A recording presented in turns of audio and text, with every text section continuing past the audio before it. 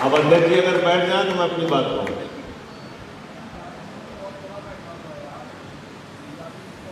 आप youth wing कार्यक्रम के प्रादेशिक सम्मेलन की अध्यक्षता कर रहे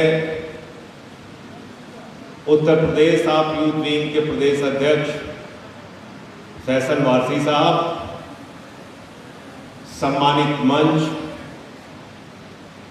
और उत्तर प्रदेश के अलग अलग जिले से आए हुए हमारे तमाम युवा साथियों का मैं सर झुका के नमन करता हूं, अभिनंदन करता हूं और आपकी जवानी को सलाम करता हूं।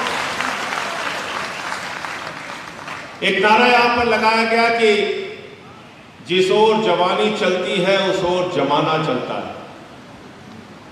यह सिर्फ नारा नहीं है, हिंदुस्तान और दुनिया के आजादी के आंदोलन का इतिहास उठाकर देख लीजिए, फ्रांस की क्रांति को देख लीजिए, रूस की क्रांति को देख लीजिए, जर्मनी की क्रांति को देख लीजिए, हिंदुस्तान के क्रांति को देख लीजिए। 16 साल से लेकर 30 साल के नौजवानों ने फांसी के फंदे को चूमकर इस मुल्क को आजाद कराने का काम किया। और इसलिए जब हम ये नारा लगाते हैं तो ये नारा है शहीद आजम भगत सिंह के लिए, ये नारा है शहीद राम प्रसाद बिस्मिल के लिए, ये नारा है शहीद अशफाक उल्लाह के लिए, ये नारा है शहीद रोशन सिंह के लिए, ये नारा है शहीद राजेंद्र लहरी के लिए, ये नारा है 16 साल के शहीद खुदीराम बोस के लिए, जिन्होंने हंसते हंसते फांसी के फंदे को चूमा और इस मुल्क को आजाद किया। ये मुल्क किसी मोदी और योगी के पुरखों ने आजाद नहीं कराया, इस बात को याद रखना। यह मुल्क आजाद कराया है इस देश के हिंदू, मुसलमान, सिख, ईसाई सबकी एकता ने, सबके भाईचारे ने, सबके संघर्ष ने, सबके आंदोलन। और इसलिए मैं बार बार इस बात को कहता हूं कि नफरत की बुनियाद पे हिंदुस्तान नहीं बनेगा। हिंदुस्तान अगर बनेगा, हिंदुस्तान अगर जाएगा आगे तो मोहब्बत की बुनियाद पे जाएगा, भाईचारे और एकता की बुनियाद पे जाएगा। और यह काम हम नौजवानों को करना है, यह जिम्मेदारी हमारे कंधों पर है, क्योंकि नफरत का बीज बोने वाली एक पार्टी, एक संगठन उत्तर प्रदेश और देश की सत्ता में काबिल हो गए। आज 5 अगस्त की तारीख है, बाबा जी गए हैं अयोध्या, रामलला के दर्शन करने गए हैं। मुझसे पत्रकारों ने पूछा, मैंने कहा बाबा जी से जरा चंदा चोरी का भी हिसाब ले लेना, उनकी पार्टी वालों ने कितना चंदा चुराया है राम के नाम पे। राम के नाम पे चंदा चोरी कर रहे हैं लोग। क्या कहते थे, रामलला हम आएंगे मंदिर वहीं बनाएंगे, रामलला हम आएंगे मंदिर वहीं बनाएंगे। अब भाजपा ही कहते हैं रामलला हम आएंगे चंदा चोरी कराएंगे, चंदा चोरी कराएंगे। 2 करोड़ की जमीन शाम को 7:10 पे खरीदी और 7:15 में 18.5 करोड़ रुपए में प्रभु श्री राम के नाम पे बेचे। कितना पैसा कमाया 1 सेकंड में? 5,50,000। कितना पैसा कमाया 1 मिनट में? 3 करोड़ 30 लाख।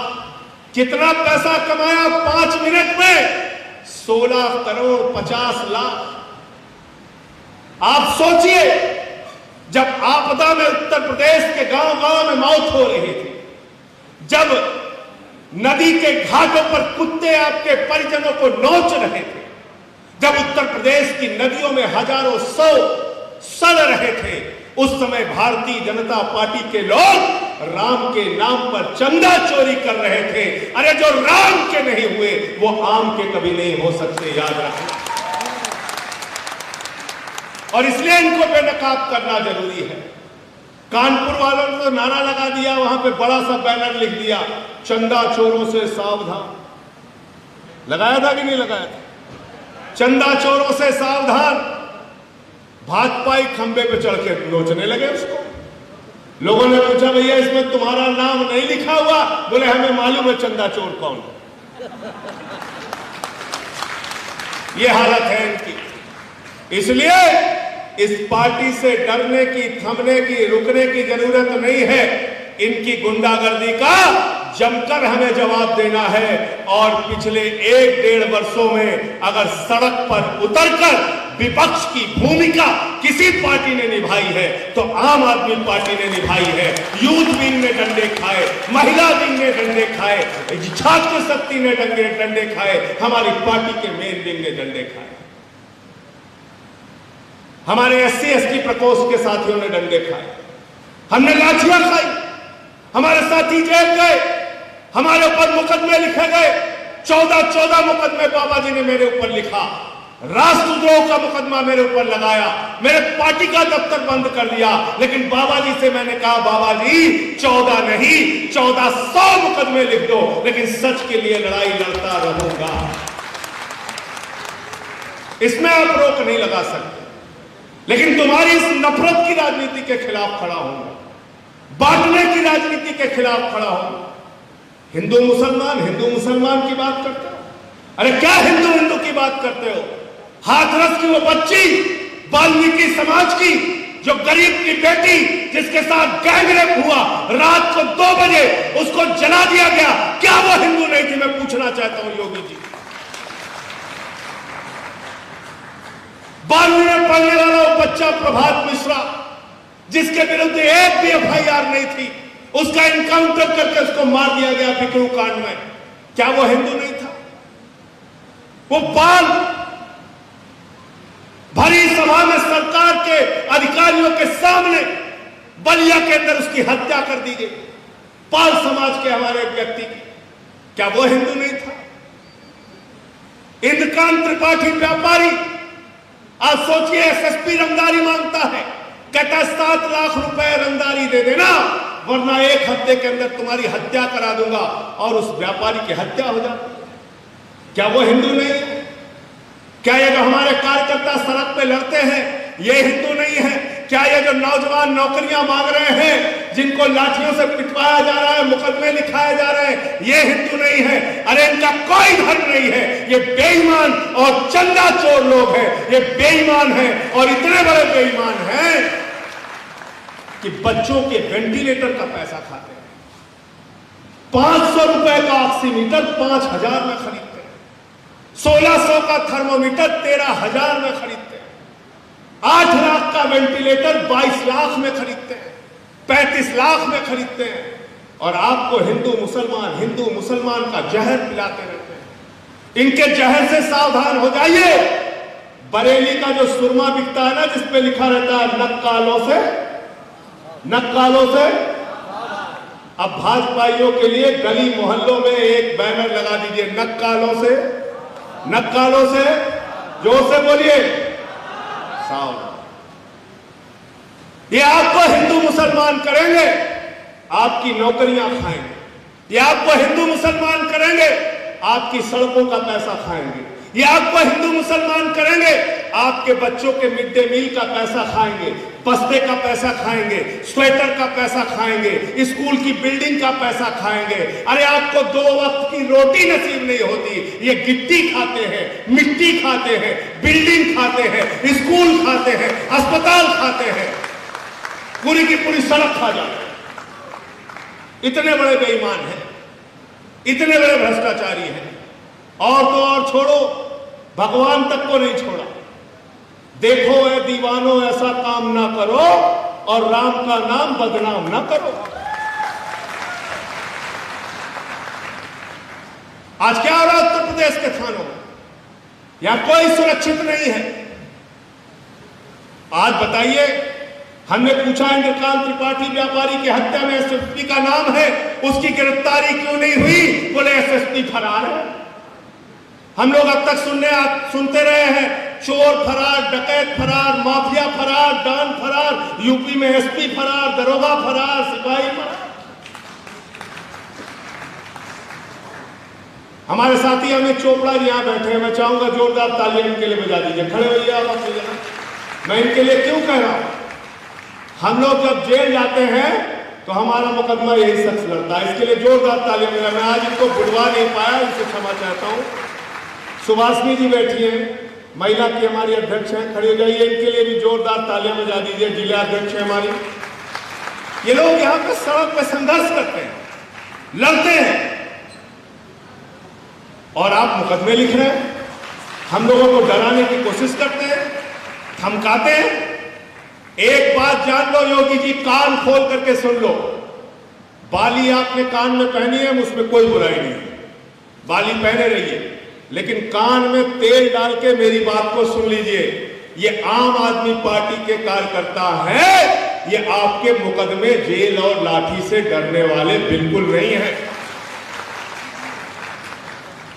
ये नीलम यादव यहां बैठी है, इनको लाठियों से पीटा गया, बाल खींच रहे हैं, दादागिरी हो रही है। ये सारी दादागिरी उत्तर प्रदेश के अंदर 6 महीने में जब आम आदमी सिपाही का सत्ता में आएगा, आम आदमी का सिपाही, तो ये सारी दादागिरी खत्म करने का काम हम लोग करेंगे, आपको यकीन दिलाता हूं।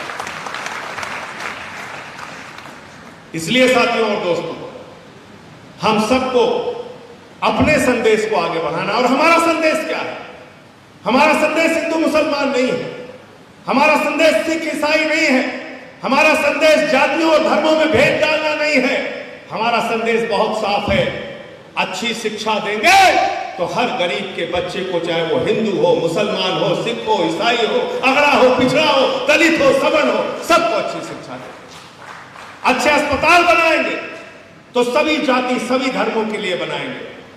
अच्छी सड़कें बनाएंगे तो सिर्फ हिंदुओं के लिए नहीं होगी, या सिर्फ मुसलमानों के लिए नहीं होगी, वो सबके लिए होगी। और अगर 300 यूनिट बिजली फ्री उत्तर प्रदेश में कर दिया तो हर गरीब के घर में रोशनी होगी, हर गरीब के। और नौजवानों के लिए हमने बात की है, केजरीवाल जी से लंबी चर्चा हुई, हमने कहा उत्तर प्रदेश का नौजवान आज सबसे पीड़ा में है केजरीवाल साहब, उसके लिए आपको कुछ करने की जरूरत है। और मैंने उनसे कहा कि अगर नौकरियां नौजवानों को नहीं मिलती तो कम से कम 3 से 5 हजार तक बेरोजगारी भत्ता देने का काम हमारी सरकार को करना है, और यह हम दे सकते हैं। हमसे लोग सवाल करते हैं, दिल्ली में कर दिया, दिल्ली में छोटा राज्य है, केजरीवाल जी ने वहां तो कर दिया, यूपी बहुत बड़ा है, यूपी में नहीं हो पाएगा। अरे बेईमानो, लूटने से फुर्सत मिलेगी तो सब हो जाएगा। 5.5 लाख करोड़ का बजट है जो मंत्री और मुख्यमंत्री के अधिकारी मिलके बंदरबाट करते हैं। ये 5.5 लाख करोड़ रुपए अगर आम आदमी पार्टी को मिल गया तो दिल्ली की सारी योजनाएं उत्तर प्रदेश के गांव-गांव में लागू होंगी, ये मैं आपसे वादा करता हूं। हमारा बजट 60,000 करोड़ का है, उसमें हम ये सारे काम करते हैं। यूपी का बजट 5.5 लाख करोड़ रुपए का है। हम मुफ्त शिक्षा भी देंगे, मुफ्त चिकित्सा भी देंगे, मुफ्त बिजली भी देंगे, मुफ्त पानी भी देंगे, बेरोजगारी भत्ता भी देंगे, और किसानों को उनके फसल का दाम भी देंगे। क्या कहते हैं किसानों को? कहते हैं मवाली लोग हैं, मवाली लोग हैं। मैंने कहा जब देश का गृह मंत्री तड़ीपार होगा तो सब मवाली नजर ही आएगा। तड़ीपार गृह मंत्री है देश का। अब बताइए दुर्भाग्य हिंदुस्तान में, जो व्यक्ति तड़ीपार रह चुका है वो देश का गृह मंत्री है। आप सोचिए, और किसानों को मवाली कह रहे हैं जिसका दिया हुआ खाते हैं। तो मैं तो बार बार कहता हूं कि जानवर भी जिसका दिया हुआ खाते हैं उसके प्रति वफादारी निभाते हैं। जानवरों से भी बदतर संज्ञा भाजपाइयों की है जो किसानों का दिया हुआ खाते हैं और उनको मवाली कहने का काम करते हैं। इसीलिए मैंने यहां पे अनुरोध किया था किसी जानवर का अपमान न करें। अब समझ में आ गया? तो इसलिए साथियों और दोस्तों, एक बात को खाली गांठ बांध के जाना सूत्र में, यहां पर हिंदू भी बैठे हैं, यहां मुसलमान भी बैठे हैं, यहां सिख भाई भी हैं, और सनी अभी आया था तो पता चला ईसाई समाज से भी हमारे यहां कार्यकर्ता आए। यहां दलित भी हैं, यहां पिछड़े भी हैं, यहां अति पिछड़े भी हैं, यहां सवर्ण भी हैं। ये छोटा सा हाल, यही हिंदुस्तान है, यही हिंदुस्तान जहां हर तरह के फूल खिलते हैं। सब कुछ एक कर दो, सब कुछ एक कर दो। अब फैसल वारसी को बनना है नेता, इनके भाई को बनना है डॉक्टर। अब वारसी साहब कहे नहीं तुम भी नेता बनो, तो इनसे विद्रोह करेगा कि नहीं करेगा? करेगा कि नहीं करेगा? हमको बनना है इंजीनियर, इनको बनना है डॉक्टर। हर चीज में सब। हाँ, पाकिस्तान से लड़ना है तो सारा हिंदुस्तान एक हो जाए, मैं उसमें सहमत हूं। लेकिन धर्म का पालन करना है तो सभी धर्मों को हिंदुस्तान में संविधान में बाबा साहब डॉक्टर भीमराव अम्बेडकर के संविधान में सम्मान देने की बात कही गई है। ये किसी योगी मोदी ने हमें नहीं दिया, याद रखना इस बात को। हमारे देश का संविधान कहता है सभी धर्मों का बराबर सम्मान हिंदुस्तान में होगा। तो हिंदुस्तान एक धर्मनिरपेक्ष देश है, ये हम पूरी दुनिया में सीना तान के कहते हैं और हमें फख्र है कि हिंदुस्तान सभी, जहां हिंदू भी है, मुसलमान भी है, सिख भी है, ईसाई भी है, अलग अलग भाषा के लोग, अलग अलग क्षेत्र के लोग, विविधता में एकता भारत की पहचान है। यूनिटी इन डाइवर्सिटी भारत की पहचान है। और इस पहचान को मिटाने की कोई कोशिश करेगा तो आम आदमी पार्टी उसके खिलाफ खड़ी होगी, याद रखना। क्यों? मैं ऐसा क्यों कहता हूं और मैं इसको दिल से क्यों मानता हूं, मैं आपको बताना चाहता हूं। बगल का देश बना, धर्म के नाम पे बनाना, धर्म के नाम पे बना पाकिस्तान, मुस्लिम राष्ट्र बना, हम धर्मनिरपेक्ष राष्ट्र बने। तालिबान की हालत देख लो, सीरिया की हालत देख लो, इराक की हालत देख लो, हिटलर के जर्मनी को याद कर लो। दुनिया में जो भी मुल्क कट्टरता के नाम पर बनेगा वहां पर हिंसा होगी, अपराध होगा, दंगे होंगे, फसाद होगा, आतंकवाद होगा।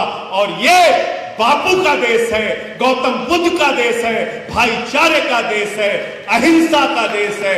हम अमन और चैन के साथ रहे। जब हम कहते हैं कि एक धर्म की सरकार होनी चाहिए, एक धर्म का राष्ट्र होना चाहिए, तो है तो बगल में एक धर्म का राष्ट्र पाकिस्तान है, मुस्लिम राष्ट्र है। वहां कभी मस्जिद में बम फूट रहा है, कभी दरगाह पे बम फूट रहा है कि नहीं फूट रहा है? तो ऐसा राष्ट्र बनना है क्या हमें? हमें भाईचारे वाला, एकता वाला, अमन वाला। और याद रखना, क्योंकि आपको अफीम दे दिया हिंदू मुसलमान की और नीचे मलाई काट रहे हैं, आप पूछ ही नहीं रहे। अगर आम आदमी पार्टी यहां नहीं होती तो बाबा जी से कौन पूछता ऑक्सीमीटर का दाम? कोई पूछता क्या? वेंटिलेटर का दाम कौन पूछता इनसे? कौन पूछता इनसे थर्मोमीटर का दाम? कौन खोलता इनके बेईमानी को? क्योंकि ये तो हिंदू मुसलमान में आपको लड़ा के बता रहे हैं हम बहुत बड़े संत हैं, ईमानदार हैं, देखो हमारा चेहरा।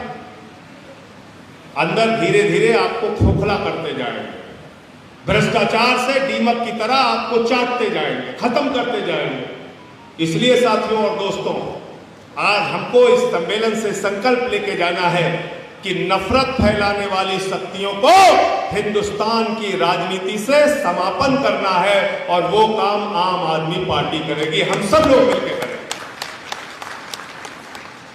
और युवा शक्ति के लोग गांव-गांव में जाइए, मेंबरशिप चलाइए, लोगों को पार्टी के साथ जोड़िए, पार्टी का विस्तार कीजिए। और मैं आज कोई आपको खुश करने के लिए नहीं कह रहा हूं, लेकिन फैसल वारसी ने जो प्रादेशिक सम्मेलन किया है, हमारे सम्मेलनों में ऐसी भीड़ पहले नहीं होती थी, ऐसे इतनी शक्ति में लोग नहीं आते थे। आज आप सब बधाई के पात्र हैं। आज आपने लखनऊ की धरती से एक संदेश दिया है, बहुत अच्छा संदेश दिया है। आगे हम लोग ट्रेनिंग कैंप भी करेंगे और इसको आगे बढ़ाने का भी काम करेंगे। भाई फैसल वारसी जी को अब मैं पूरे आदर और सम्मान के साथ आज के सम्मेलन की सफलता की बधाई देते हुए और इस बात को आपसे कहते हुए कि आगे के ट्रेनिंग कैंप का आयोजन होगा या बेरोजगारी संकल्प यात्रा की बात होगी, जो भी सहयोग आप मुझसे चाहेंगे। पिछले 3 दिन से यह आदमी परेशान था, सम्मेलन कैसे होगा, परमिशन नहीं मिल रही है, ये हो रहा है, वो हो रहा है, तमाम तरीके से फैसल को परेशान करने की कोशिश की गई, लेकिन परेशानियों से लड़के उभर के जो निकलता है वही असली नेता होता है। और आज आपने इतना सफल सम्मेलन करके दिखाया। मैं आमंत्रित करता हूं आज के कार्यक्रम के अध्यक्ष और यूथ विंग के प्रदेश अध्यक्ष भाई फैसल वारसी जी को कि वे आज अपने विचार रखें। भाई फैसल वारसी।